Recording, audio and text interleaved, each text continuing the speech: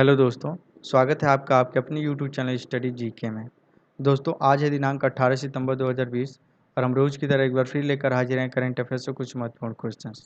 दोस्तों आज के जो सारे क्वेश्चन हैं वो सिलेक्टेड हैं और आपके आने वाले एग्जाम जैसे एनटीपीसी, यूपीएससी, यूपीएसआई और बीपीएससी इत्यादि के लिए बहुत ही इंपॉर्टेंट हैं। तो दोस्तों वीडियो को एंड तक देखिएगा। इसमें जो आपको क्वेश्चन के साथ साथ उससे रिलेटेड जितने भी इंपॉर्टेंट फैक्ट होंगे वो बताए जाएंगे। चलिए शुरू करते हैं हम अपने पहले क्वेश्चन से, जो कि है हाल ही में मुख्यमंत्री महिला उत्कर्ष योजना किस राज्य के द्वारा शुरू की गई है। दोस्तों इस नाम को याद रखिएगा, मुख्यमंत्री महिला उत्कर्ष योजना। दोस्तों इसकी जो शुरुआत है वो गुजरात सरकार के द्वारा की गई है, तो आपका ऑप्शन नंबर सी है वो सही है। दोस्तों इस योजना की शुरुआत जो है वो महिलाओं को आत्मनिर्भर बनाने के लिए की गई है। इस योजना के अंतर्गत महिलाओं को 0% ब्याज पर 1 लाख रुपए तक लोन मिलेगा और जो इसका ब्याज होगा वो राज्य सरकार के द्वारा उसका भार उठाया जाएगा। दोस्तों यहाँ बात है ये गुजरात सरकार की, तो उसके बारे में कुछ बातें जान लेते हैं। दोस्तों जो गुजरात की सीएम है उनका नाम विजय रूपाणी है, जो इसके राज्यपाल हैं वो आचार्य देवव्रत हैं। दोस्तों गुजरात की जो राजधानी है वो गांधीनगर है और जो इसका जो सबसे बड़ा शहर है वो अहमदाबाद है। तो दोस्तों चलिए बढ़ते हैं हम अपने अगले क्वेश्चन की तरफ, जो कि है रूस ने कोरोना वैक्सीन के ट्रायल के लिए भारत की किस फर्म के साथ करार किया है। दोस्तों जो आपका ऑप्शन इसमें बी है, डॉक्टर रेड्डी लेबोरेटरीज, ये बिल्कुल राइट है। रूस ऐसा पहला देश है जिसने कोविड-19 की वैक्सीन बनाने का दावा किया है। दोस्तों इसकी वैक्सीन का नाम है स्पुतनिक 5। दोस्तों इसने भारत के साथ करार किया है जिसमें ये भारत को 10 करोड़ वैक्सीन की खुराक देगा। दोस्तों यहाँ बात आई है रूस की, तो रूस के बारे में कुछ बातें जान लेते हैं। दोस्तों रूस की जो राजधानी है वो मॉस्को है और जो इसके राष्ट्रपति हैं उनका नाम व्लादिमीर पुतिन है। यहाँ डॉक्टर रेड्डी लेबोरेटरीज के बारे में कुछ बातें जान लेते हैं हम। दोस्तों डॉक्टर रेड्डी लेबोरेटरीज के जो एमडी हैं उनका नाम अंजी रेड्डी है। दोस्तों इसके जो सीईओ हैं उनका नाम है जीबी प्रसाद और डॉक्टर रेड्डी लेबोरेटरीज की जो स्थापना है वो 1984 में हुई थी और इसका मुख्यालय हैदराबाद में है। तो दोस्तों चलिए बढ़ते हैं हम अपने अगले क्वेश्चन की तरफ, जो कि है हाल ही में ड्रीम 11 आईपीएल 2020 के मैचों की स्ट्रीमिंग के लिए अधिकार किस कंपनी द्वारा खरीदे गए हैं। दोस्तों इस साल जो आईपीएल है वो भारत में ना होकर दुबई में हो रहा है और इसका कारण है कोरोना वायरस। तो दोस्तों इसका जो स्ट्रीमिंग का अधिकार है वो इप टीवी के द्वारा खरीदा गया है। तो दोस्तों इसमें जो आपका ऑप्शन है डी, ये बिल्कुल राइट है। इसने 60 मैचों की स्ट्रीमिंग के लिए अधिकार खरीदे हैं। दोस्तों ड्रीम 11 जो है वो आईपीएल 2020 का टाइटल स्पॉन्सर है और इसका जो एजुकेशनल स्पॉन्सर है वो अनअकैडमी में है। दोस्तों आईपीएल के बारे में कुछ बातें जान लेते हैं। जो आईपीएल का पहला संस्करण था वो 2008 में खेला गया था और जो इसकी वर्तमान में चैंपियन टीम है वो मुंबई इंडियंस है। सबसे अधिक रन जो है वो विराट कोहली के द्वारा बनाया गया। उन्होंने 5412 रन बनाए हैं जिसमें उनके 5 शतक भी शामिल हैं। और जो सबसे ज़्यादा विकेट लेने का रिकॉर्ड है वो लसित मलिंगा के नाम है और उन्होंने 170 विकेट लिए हैं। दोस्तों यहाँ बात आई है ड्रीम 11 की, तो ड्रीम 11 के बारे में जान लेते हैं कुछ बातें। दोस्तों ड्रीम 11 की जो स्थापना है वो 2008 में हुई थी और जो इसका मुख्यालय है वो मुंबई में है। इसके संस्थापक हैं हर्ष जैन और भावित सेठी। यहाँ यप टीवी की भी बात आई है, तो यप टीवी के बारे में कुछ बातें जान लेते हैं। यप टीवी के जो संस्थापक हैं वो उदय रेड्डी हैं और जो इसकी स्थापना है वो 2006 में की गई थी। इसका जो मुख्यालय है वो अल्फ्रेटा जॉर्जिया, संयुक्त राज्य अमेरिका में है। दोस्तों यप टीवी जो है हॉट स्टार और जियो टीवी की तरह ही ऑनलाइन टेलीविज़न प्लेटफॉर्म है। तो दोस्तों चलिए आगे बढ़ते हैं हम अपने अगले क्वेश्चन की तरफ, जो कि है प्रधानमंत्री श्री नरेंद्र मोदी की डायरी पर लिखी पुस्तक का अंग्रेजी नाम क्या है। दोस्तों क्वेश्चन एक बार फिर सुन लीजिएगा कि प्रधानमंत्री श्री नरेंद्र मोदी की डायरी पर लिखी पुस्तक का अंग्रेजी नाम क्या है। तो दोस्तों इसमें जो आपका ऑप्शन है ए लेटेस्ट टू मदर, ये बिल्कुल राइट है। दोस्तों इस पुस्तक का जो अंग्रेजी रूपांतरण है वो भावना सौम्या के द्वारा किया गया है। सॉरी, वो साक्षी भाव इस पुस्तक का नाम है जो इसका हिंदी वर्जन है, और जो उसका रूपांतरण है जो इसका नाम लेटेस्ट टू मदर है उसका रूपांतरण भावना सौम्या के द्वारा किया गया है। दोस्तों साक्षी भाव के जो लेखक हैं वो श्री मोदी जी ही हैं। और दोस्तों हालांकि इस डायरी के कुछ पन्ने श्री मोदी द्वारा जला दिए गए थे, लेकिन उनके मित्र व प्रचारक नरेंद्र भाई पंचारक ने उनके से हाथ से ये डायरी छीनकर कुछ अंश बचा लिए थे और उसी को ये लेटर्स टू मदर के रूप में भावना सम्मेलन द्वारा अंग्रेजी में रूपांतरण किया गया है। तो चलिए दोस्तों आगे बढ़ते हैं अपने अगले क्वेश्चन की तरफ, जो कि है हाल ही में महाराष्ट्र सरकार द्वारा सड़क दुर्घटना बीमा योजना किन के नाम पर शुरू की गई है। दोस्तों सड़क दुर्घटना बीमा योजना, इस नाम को याद रखिएगा। तो दोस्तों इसमें जो आपका ऑप्शन है बी, बाला साहब ठाकरे। दोस्तों इस योजना का नाम बाला साहब ठाकरे के नाम पर रखा गया है और जो इस योजना का पूरा नाम है वो बाला साहब ठाकरे सड़क दुर्घटना बीमा योजना है। दोस्तों इसके अनुसार 30,000 रुपये तक का प्रारंभिक व्यय राज्य सरकार द्वारा चिन्हित 74 चिकित्सा प्रक्रियाओं के लिए दिया जाएगा। दोस्तों जो महाराष्ट्र सरकार के जो स्वास्थ्य मंत्री हैं उनका नाम राजेश टोपे है और महाराष्ट्र के मुख्यमंत्री जो हैं वो उद्धव ठाकरे हैं। दोस्तों इसकी राजधानी मुंबई है और जो इसके राज्यपाल हैं वो भगत सिंह कोश्यारी हैं। दोस्तों मुंबई को भारत की आर्थिक राजधानी भी कहा जाता है। दोस्तों चलिए आगे बढ़ते हैं अपने अगले क्वेश्चन की तरफ, जो कि है एक्रोपोलिस क्या है। तो दोस्तों इसमें जो आपका ऑप्शन है सी, एथेंस का दुर्ग, ये बिल्कुल राइट है।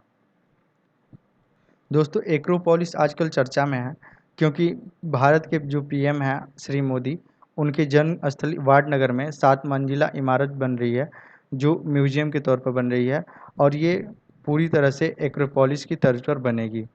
और दोस्तों ये इसका जो थीम है वो एक्रोपोलिस बीनीथ द सरफेस है, यानी ज़मीन के नीचे। दोस्तों ये एथेंस का जो दुर्ग है वो यूनेस्को द्वारा विश्व विरासत की सूची में शामिल है।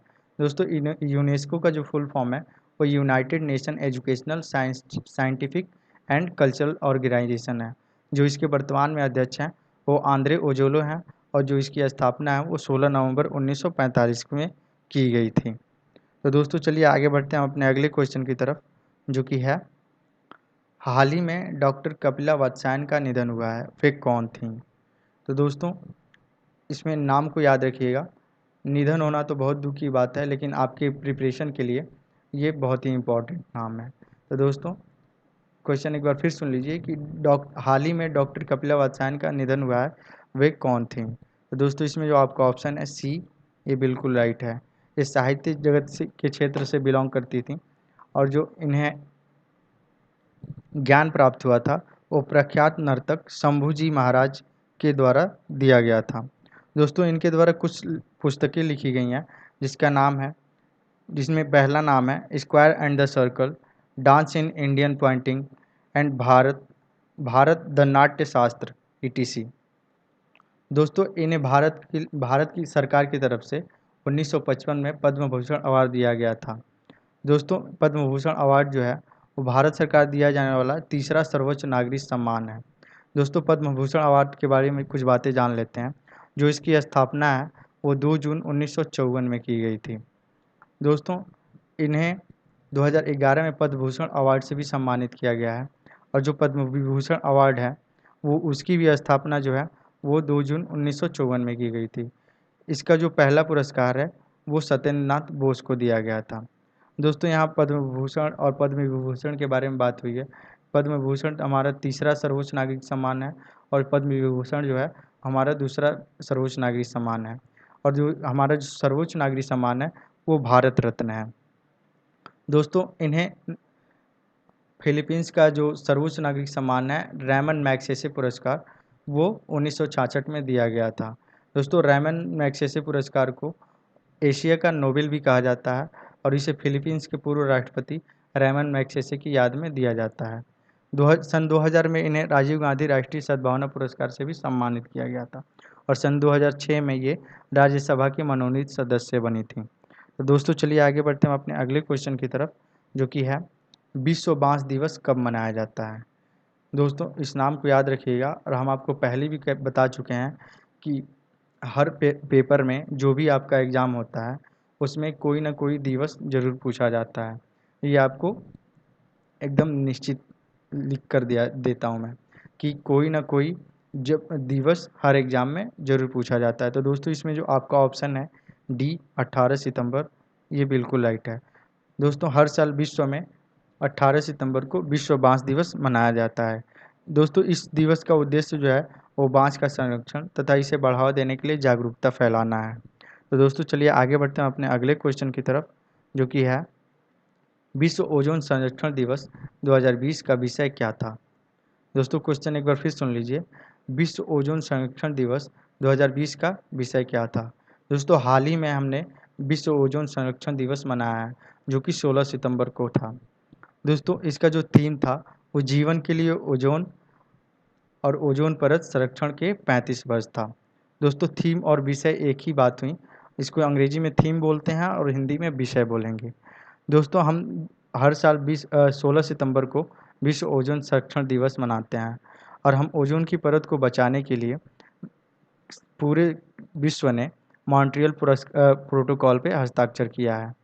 दोस्तों ओजोन जो है वो समताप मंडल में पाई जाने वाली पृथ्वी से 10 से 20 किलोमीटर के पास 10 से 20 किलोमीटर दूर एक तरल लेयर है। दोस्तों ये जो लेयर है वो हमें सूर्य की पराबैंगनी किरणों से बचाती है। ये पराबैंगनी किरणें हमारी त्वचा के लिए बहुत हानिकारक होती हैं और इनसे त्वचा कैंसर का खतरा रहता है।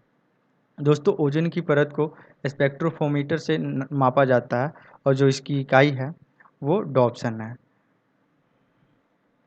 दोस्तों जो पहला ओजोन छिद्र है वो 1956 ईस्वी में अंटार्कटिक में देखा गया था। तो दोस्तों चलिए आगे बढ़ते हैं अपने अगले क्वेश्चन की तरफ, जो कि है विद्याधन छात्रवृत्ति योजना किनके द्वारा शुरू की गई है। दोस्तों क्वेश्चन एक बार फिर सुन लीजिए कि विद्याधन छात्रवृत्ति योजना किनके द्वारा शुरू की गई है। तो दोस्तों इसमें जो आपका ऑप्शन है सी, सरोजनी दामोदरन फाउंडेशन, ये बिल्कुल राइट है। दोस्तों ये विद्याधन छात्रवृत्ति योजना जो है वो आर्थिक रूप से कमज़ोर और मेधावी छात्रों के लिए है।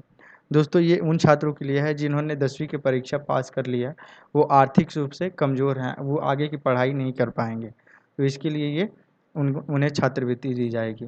दोस्तों इस छात्रवृत्ति की जो अवधि होगी वो 2 वर्ष होगी और यदि वो छात्र बढ़िया से बढ़िया अपना परफॉर्मेंस देता है तो इसकी जो छात्रवृत्ति है वो कंटिन्यू की जाएगी। तो दोस्तों इसकी जो शुरुआत है वो इन्फोसिस के जो सीईओ हैं वो एसटी शिबूलाल के द्वारा की गई है। दोस्तों इन्फोसिस जो है वो भारत की एमएनसी कंपनी है, यानी मल्टीनेशनल कंपनी है, और इसकी जो स्थापना है वो 2 जुलाई 1981 में हुई थी।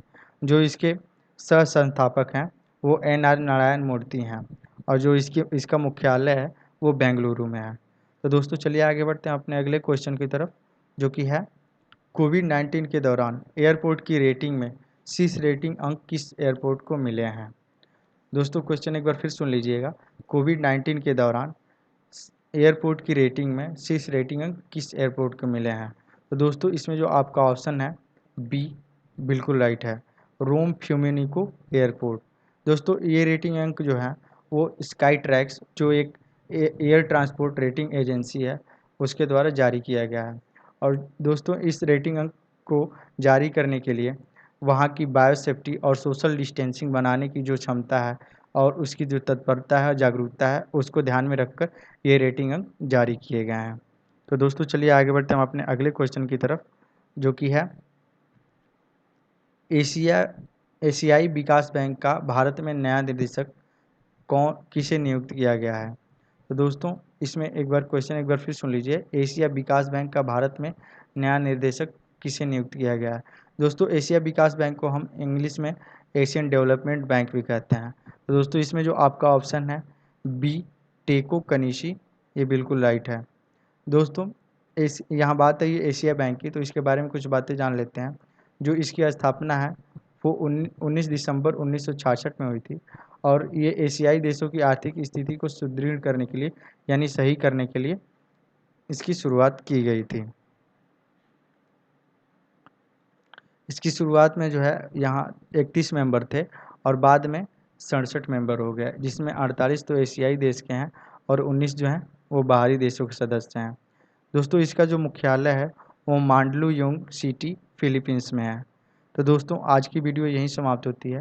अगर आपको ये वीडियो अच्छी लगी हो तो लाइक शेयर और सब्सक्राइब ज़रूर करें और हमें कमेंट करके ज़रूर बताएं कि आपको ये वीडियो कैसी लगी।